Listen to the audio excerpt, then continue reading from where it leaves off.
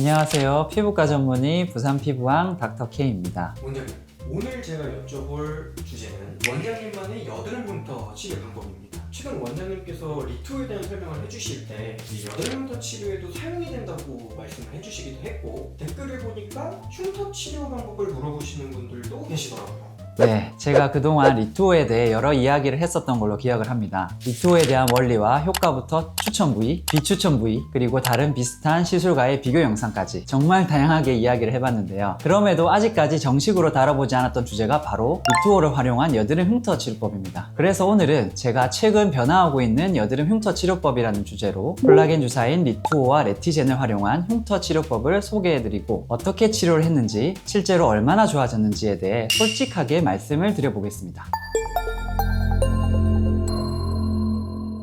자, 리투어와 레티젠을 활용한 본격적인 치료 케이스를 소개해드리기에 앞서 리투어와 레티젠이 어떤 시술인지에 대해 간략하게 설명을 드려보겠습니다. 리투어는 인체에서 유래한 동종 진피 물질로서 콜라겐, 엘라스틴, 피브로넥틴, 라미닌, 히알루론산과 같은 진피 성분들을 직접 내 피부에 넣어주는 시술이라고 생각하면 됩니다. 그에 반면 레티젠은 사람의 인체 조직과 가장 유사하다고 하는 돼지의 피부에 있는 콜라겐을 고도로 정제해서 우리 피부의 진피층에 직접 시술하는 제품입니다. 두 시술 모두 우리 피부의 진피층을 재생하는 데에 매우 효과적인 시술입니다. 이 두 시술이 잔주름을 없애주거나 피부 미용에 좋다는 건 저도 알고 있었는데 흉터 치료에도 쓰일 수 있는 제품인지는 처음 들어봤거든요.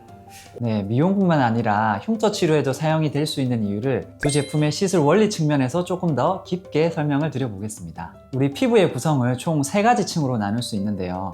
그중 진피 내부에는 우리 피부의 장력, 유연성, 탄력성 등 피부의 고유 특성을 유지하고 피부를 재생시키는 역할을 하는 여러 구성 물질들이 들어있는데요. 그런데 우리 피부에 염증성 여드름이 생기게 되면 이 진피 내부가 녹아내리게 됩니다. 이렇게 콜라겐과 엘라스틴 등의 구성 물질로 탄탄하게 채워져 있던 진피 내부가 손상되면서 빈 공간이 되고 그 빈 공간으로 인해 피부가 울퉁불퉁해지거나 움푹 패이는 형태로 나타나는 것이 바로 여드름 흉터인 거죠. 여드름 흉터를 치료하는 방법은 이렇게 손상이 되고 빈 공간이 된 진피를 다시 정상적으로 복원하는 개념입니다. 이 개념에 딱 맞는 제품이 바로 리투어인데요. 리투어는 콜라겐과 엘라스틴 그리고 히알루론산 자체를 보충하는 동시에 이러한 물질들을 만들어내는 섬유모세포, 즉 우리 피부 엔지니어 세포가 정상적으로 활동을 할 수 있도록 진피 내부 환경 자체를 복원시켜줍니다. 그렇기 때문에 리투어로 여드름 흉터 부위에 시술을 하게 되면 울퉁불퉁한 피부가 매끈해지는 데에 도움이 되는 것이죠.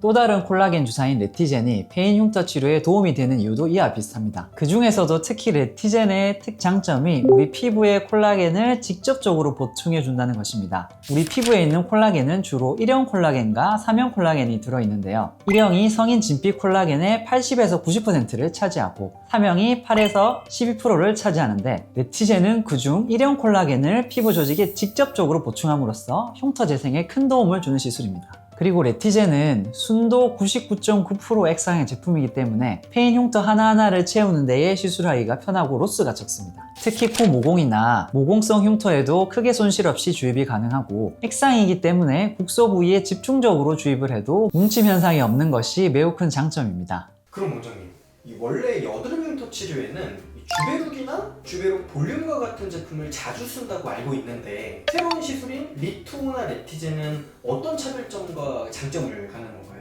아주 좋은 질문입니다, PD님. 주베룩이나 주베룩 볼륨은 흉터 치료에 1차적으로 널리 사용되고 있는 약물인데요. 리투어 레티젠의 가장 큰 차이점은 콜라겐이 생성되는 속도가 다르다는 점입니다. 주베룩은 PDLLA라는 다공성 망상 구조의 인공 합성 물질로 피부 속에 주입했을 때 섬유아세포를 자극해서 콜라겐 형성을 촉진시키는 작용을 합니다. 그런데 이 과정에서 결과물이 나올 때까지 시간이 좀 드는 편인데요. 반면 리투어는 인공 합성 물질이 아닌 동종 진피에서 추출한 진피 구성 물질로 피부에 주입하였을 때 바로 진피를 채워주고 기능이 저하되어 있던 ECM을 회복시킴으로써 섬유아세포가 즉각적으로 자극을 받아 비교적 빠르게 콜라겐 생성을 유도하는 작용을 합니다.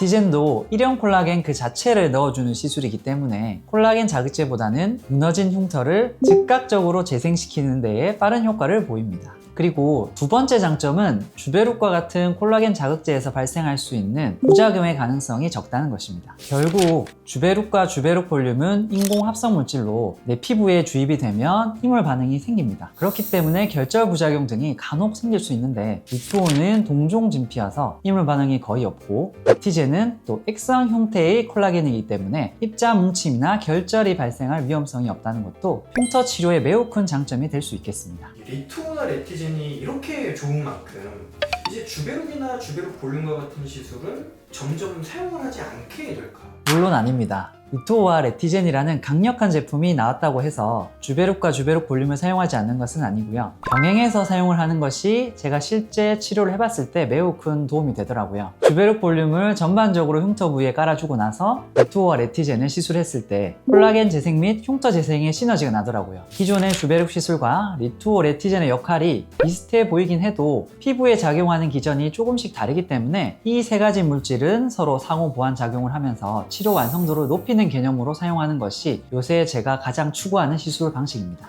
자, 그럼 원장님 이제 본격적으로 리투오와 레티젠을 이용해서 여드름 흉터를 치료한 케이스를 보여주시면 좋을 것 같습니다.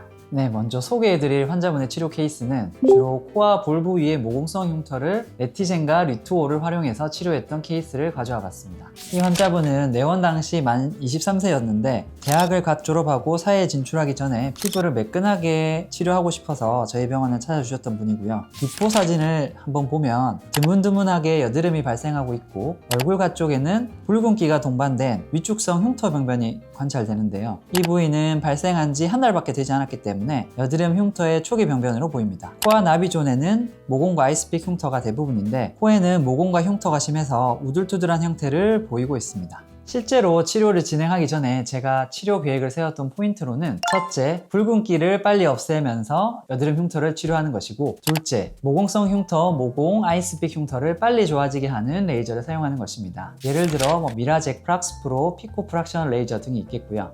셋째, 피부 장벽과 진피 환경을 개선하는 주사 시술을 동시에 하는 것입니다. 넷째, 피지 조절을 하면서 여드름 흉터를 치료하는 것입니다. 얼굴 가쪽에 있는 붉은 위축성 흉터는 혈관 레이저 치료가 반드시 필요했는데요. 그 외에 얼굴 중심부와 이 모공 쪽에 섬유화된 흉터벽 개선을 위해서는 미라젯 시술이 필요했습니다. 미라젯 시술은 흉터 모드와 이제 안티에이징 모드가 있습니다. 미라젯 흉터 모드는 흉터 하나하나를 타겟해서 쏘는 방식이고 안티에이징 모드는 레이저 토닝을 하듯이 주베룩 볼륨을 피부 속으로 흩뿌려주는 방법입니다. 치료 시 특히 신경 썼던 부분은 얼굴 중심부의 모공과 아이스픽 흉터였습니다. 이 부분은 한 가지 장비로 시술을 해서는 치료 효과를 보기 어렵기 때문에 복합 레이저를 사용하여 치료 효과를 높였는데요. 피코 프락셔널 레이저, 프락스프로, 포텐자, 이플러스 서블레이티브 등을 조합하여 효과를 극대화시켰습니다. 또한 여러 가지 주사 시술도 사용했는데 주베룩 볼륨은 진피에 손상된 콜라겐과 엘라스틴 복원에 필요하였고요. 히알루론산은 수분 공급, 그리고 리쥬란 힐러로 흉터 재생에 도움을 주었습니다. 그리고 마지막으로 비장의 필살기인 리투오와 레티젠을 얕은 모공과 흉터에 주사를 하였는데요. 진피 밑에는 리투오를 전반적으로 깔아주었고 그 상층부에는 촘촘하게 레티젠을 주사하였습니다. 총 10회 시술을 진행한 결과 사진입니다. 붉은 위축성 흉터는 많이 사라진 상태고요. 피부결이 전반적으로 상당히 매끈해졌습니다. 얼굴 중심부에는 모공이 줄어들고 아이스픽 흉터가 줄어든 것이 관찰됩니다. 특히 코가 드라마틱하게 호전되었는데요. 실제 요철감도 많이 줄어들었기 때문에 환자 본인께서도 굉장히 마음에 들어 하셨던 치료 결과였는데요. 여드름 흉터 치료 전에는 우둘투둘한 피부로 인해 심리적으로 위축이 되고 자신감이 부족했었는데 이런 시술을 받고 많이 호전된 뒤에는 자신감도 없고 사회생활도 적극적으로 활발하게 할 수 있을 것 같다고 좋아해 주셨던 환자였습니다. 다음으로 소개해드릴 치료 케이스는 코와 볼 부위뿐만 아니라 피부 전반적으로 모공성 흉터와 박스카 흉터가 많은 환자분의 치료 케이스를 가져와 봤습니다. 이 환자분은 내원 당시 만 30세였는데요. 평생을 여드름 흉터로 고생을 하시다가 결국 저희 병원을 찾아주셨던 분입니다. 비포 사진을 보시면 전반적으로 홍조와 아이스픽, 박스카 흉터가 다수 관찰되고 있고 사진에서는 안 보이지만 턱 밑에도 흉터가 있습니다.